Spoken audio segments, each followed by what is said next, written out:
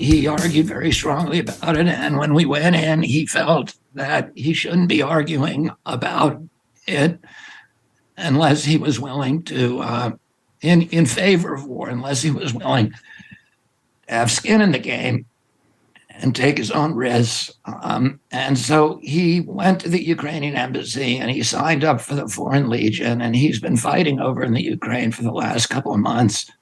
Oh, wow. He's part of he was part of a special forces unit and he didn't have any military experience, and he kind of talked his way into the unit. And he's a big, strong guy. He's 6'5", and is an athlete and could shoot a gun.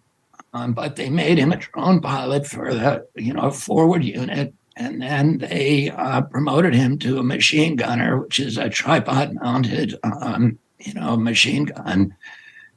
And he's been over there for a couple of months.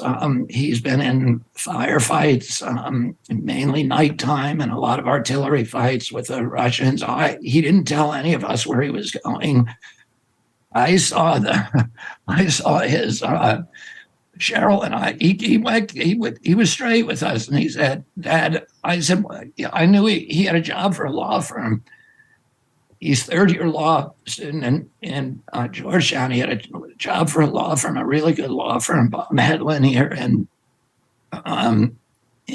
Los Angeles. And I was looking forward to him living with me for the summer. And I said, when do you start the law firm? And he said, I'm not going. And I want to talk to you. I don't want you to ask me what I'm doing. I was like, and he said, I will explain it to you at some point, but I do not want you to ask me now. And if you can just respect that, it would mean a lot to me. So I did.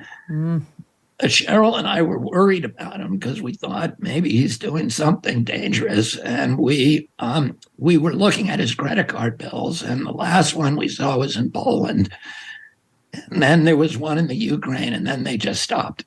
And he didn't tell anybody where he was going or what he was doing. And none of the people in his squadron, I think he had 22 men that he was, fighting with. And he became very, very close to them. And he didn't tell any of them who he was. And so anyway, he came back a couple days ago, and I flew out to the East Coast to meet him, and I heard about what he had done, and I'm very glad I didn't know what he was up to.